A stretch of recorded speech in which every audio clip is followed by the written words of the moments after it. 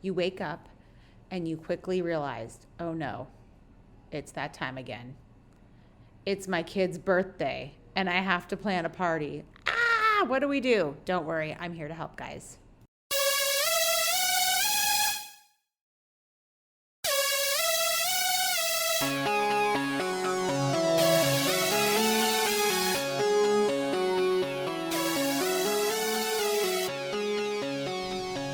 Hello and welcome back to the Kimberly Lovey podcast. I am your host, Kimberly Lovey. Guys, today I want to talk to you about how I finally cracked the code to throwing an amazing kid's birthday party. I feel like when we were growing up, this just was not as big of a thing. And as parents nowadays, let's face it, you got to throw a good party. So with that, let's dive in. Okay, so after having experimented now with several birthday parties for my children, I feel like I have finally cracked the code to throwing a successful kid's birthday party. Now, I've done a couple different ways. I've done parties at parks. I've done kind of a canned party where you basically just go to some location like the trampoline park and you rent out the room. And I've done those kinds of parties and I've attended those parties. I've had parties at our house. So had a couple, also I've had pool parties, water slides, all this stuff, right? So I've now been a guest at a number of these parties and I've also thrown a number of the parties. So with that, I do feel like I've kind of cracked the code to what does it boil down to? Like what are the must-haves and what are the nice-to-haves? So I realized that there are 3 components to a great kid's birthday party. And then there's a couple add-ons that are sort of like optional and they're nice-to-haves, they're not must-haves, and they just kind of are the cherry on top. By the way, if you hear my pump in the background, it's because yes, I'm pumping. And if you hear my baby in the background, I'm a mom of 3, and so I will never be alone, and if I wait to be alone, I will never have a podcast. So, London, thank you for joining me with your hiccups. And okay, so the first thing about a party for kids that I realized is that the parents want to be able to have their kids be entertained without having to supervise them. Okay, so what do I mean by that? That means if you're having a pool party, hire a lifeguard, so that the parents are not on edge just constantly having to like monitor their children. Now, of course, you would like for the parents to be able to sit around the pool and also watch the children, but they want to feel like, okay, if I have to run to the bathroom, I can. Or if my husband or my partner is not with me and I have an 18-month-old that's always running around, I can still join the party, right?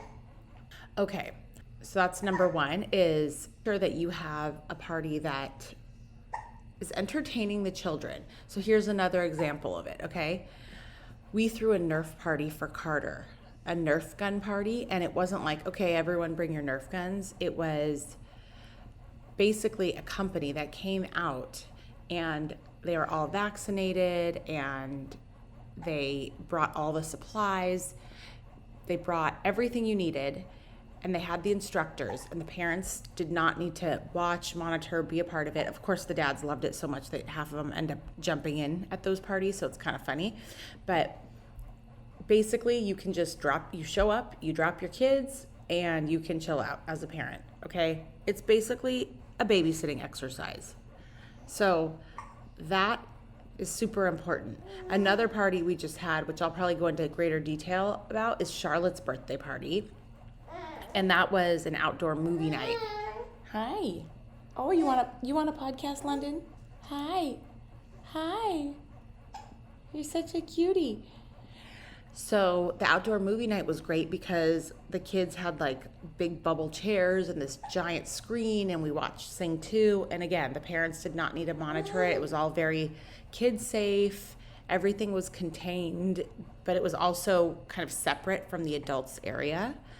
So those are a couple examples of how you could have a party and have the kids be entertained safely so that the parents can just show up with a present and their family, their children. I was going to say and their demon seeds. Sorry, that was going to be kind of rude.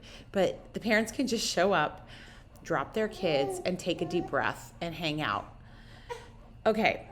And also, you want your children to come back from these parties exhausted, not hopped up on sugar, right? Side note. So we'll talk about that in a second when we talk about gift bags or goodie bags. But, if you can make sure the kids are nice and tired afterwards, again, super bonus. So number one, make sure that the kids are able to be safely entertained away from the parents, and the parents don't have to continuously watch the kids. Like at the trampoline park, as a parent, you have to watch your child, right? Like all the time. Or a pool party that does not have a lifeguard, you have to watch your child all the time. So those are not bad parties, by the way, but it's just something to note as you're thinking through what would constitute a great party. If you can creatively think of how can I safely keep the kids entertained without the parents being the entertainment or constantly watching them, that is awesome. Oh, another thing you could do is have like a magic show. That's something you could do, like, or a mad scientist comes. So those are all things that entertain the kids without the parents taking the lead or being highly involved. They can just be like spectators in the background, and they can like have a minute, Okay. The second thing is that the parents don't get to socialize all that much unless it's at a kid's function, right? So anyone that's a parent knows what I'm talking about. It's really rare for us to go out and like spend time with just our friends, no kids, if ever. By the way, shout out to all my best friends I haven't seen in like 6 years since I had kids. Still love you guys. All right, so I know.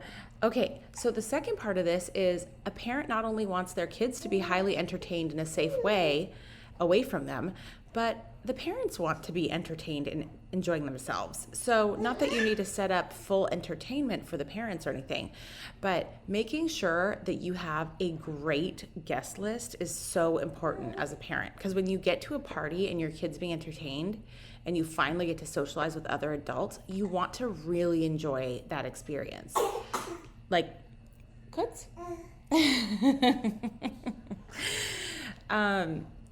You want to be able to like show up to the party and like look forward to hanging out with the other adults there, not just awkwardly introducing yourself to a bunch of randoms.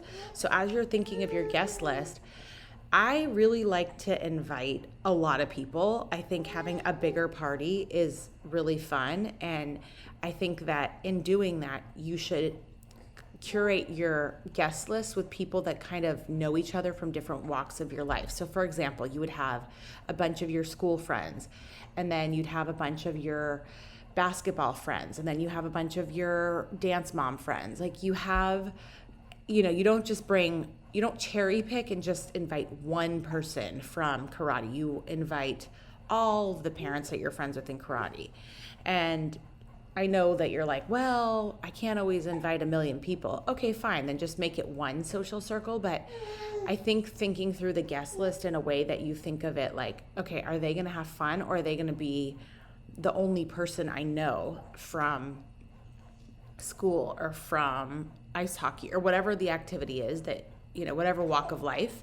So I think, thinking through that guest list, and I think the more the merrier for us is always great, because if you're there for 2 or 3 hours, people can kind of intermix and mingle with friends from different places, and just enjoy that experience more, rather than being trapped with like only a handful of people that they always see.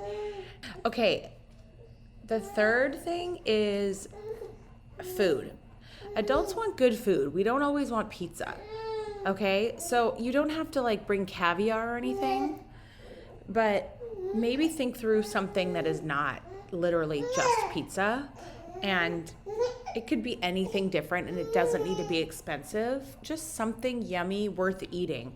So we had a taco stand come. Our last party, we did Stonefire Grill, which was awesome because they do a great job catering, and it's like, salads and different kinds of meats, tri-tip chicken, salad, bread, stuff that the kids would eat, but also the adults. So I would always get pizza for the kids, a cheese pizza, obviously. Basically, You want to have food that is not just pizza for the adults. Definitely for the kids, for all of our picky eaters out there, yes. But for the adults, come up with something that they can actually eat that is not just pizza. Okay, so those are basically the three main things that I've cracked the code that you really need to have. So just to recap, the first thing is to get the kids out of the parents' hair in a safe way that is exhausting to the children. The second thing is an awesome guest list for the parents so that they can actually have fun socializing when their kids are not in their hair. They don't have to be on top of their children watching constantly and babysitting. And the third thing is decent food. Again, doesn't have to be fancy food. No one's expecting caviar and champagne when they go to your kid's 5th birthday, but something edible. Okay, now let's talk about some additional bonuses. Super bonus goes back to your guest list. So for us, Carter and Charlotte are basically, I call them the twins because they're so close in age and they share friends. So for us, when one gets invited to a birthday, I generally need to bring both, because how can I possibly tell Charlotte, oh, you can't come, or Carter, you can't come? I mean, you can do that, but it's so much easier if I don't have to fight that battle and they can just both come with me, because then I don't have to find extra childcare for one of them and I don't have to get into that battle with them and hurt anyone's feelings. Okay, so with that, if I'm showing up to other people's parties with both my kids all the time, then obviously when it's my turn, I need to reciprocate and extend the invitation, right? So what we do when we throw our parties is we say, bring the whole family welcome. Because we know that sometimes, your partner is working and you may want to bring grandma or auntie or the nanny or whoever it is that you want to bring with you that day. Or you just have so many kids. A lot of our friends have multiple children. Not all of our friends, but most of our friends have at least 2 kids, and often 3 and 4 plus kids. So when that is the situation, it's a lot easier for other parents to just bring everybody and to have something for everyone. So if that is the case, if you are doing that, here's a super bonus. This is like a really good sort of secret. If you're doing a party, for example, Carter's birthday party, right? We had a Nerf party, and so it's really for like a 4+ at the way youngest. And so what we did was we hosted it at a park that had a young kids playground adjacent, like right next to where we were having the party, so that if anyone had young kids, there was something to do with the young kids too, like put them on a slide, and anyone that had an 18-month-old could still come to the party, because otherwise a lot of times it becomes an issue. So that way, instead of people saying, oh, we can't come, I don't have enough help to bring all of the kids, or my young one's gonna get bored or whatever, you have something for everyone. Another thing you can do is, and this kind of goes back to episode 62, Skylar the Fighter, Morrison Park Playground episode, if you haven't listened to it. If you have friends that have children with, physical limitations or any kind of disability, you can also do, or just they're young or they're girls, a different, gender with different interests, you could also do like a little arts and crafts station, or something like a tactile station where you have kinetic sand, or, some kind of alternative additional little station for either younger kids or a different gender that may not be interested or gets bored with the main event. Then that's another creative way to be super inclusive and make sure that you can invite all your friends and have something for everyone. I think that's really important. Like our Nerf party was important for me to have a bounce house in addition to the Nerf party, because when we had gone to a Nerf party, Charlotte got bored the first time. And part of that is because she's really young. Or she was younger than everybody else there. So she did the Nerf thing like for 1 round, and then she was bored of it, and then there was nothing for her to do. So for Carter's Nerf gun party, we did the Nerf gun party, and then I also had gotten a bounce house, and then I had a little tactile station and like arts and crafts station. And it's not that hard to do, like at all. You could literally go to Michael's and just pick up a couple different, things for the kids. So yeah, going back to that bonus, the first bonus is try and make it whole family is invited if you can. Now, sometimes you can't, and that's okay, but I'm just just letting you know that as a guest, when you have multiple children, it's very difficult when it's just one child is invited. And I know that a lot of these places are like very limited head counts and all that stuff. I get it, but I'm just letting you know, like, if you have young children and friends with young children, it's just something to think through and be aware of. Okay, the second thing that's a cool bonus for the adults is like music. So we had a guitarist that came. We had an evening party and we had a guitarist play so that the adults had cool music. Now, you don't have to do that, but for us, it was kind of like a Saturday night for Charlotte's birthday. So, but even just playing music in the background with Alexa or whatever, it just sets a mood. So there's not like that awkward silence kind of a thing. So that's a second bonus, is music.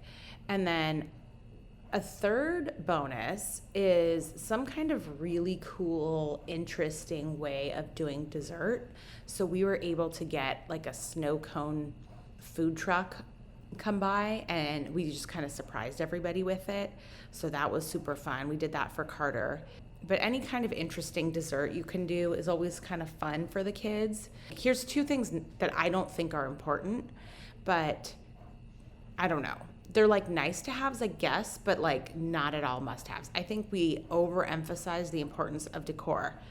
I don't think people care that much about balloons. I think, yes, it makes for a great Instagram photo, but let's be honest, balloons are expensive, very expensive. So balloons, I think, are important if you are trying to indicate where the party is. So like functionally speaking. So for example, when Carter had his Nerf party, we had it like deep in a park, and it would be very difficult to find. So we made sure our balloon person added balloons kind of along the way so that people knew they were on the right track.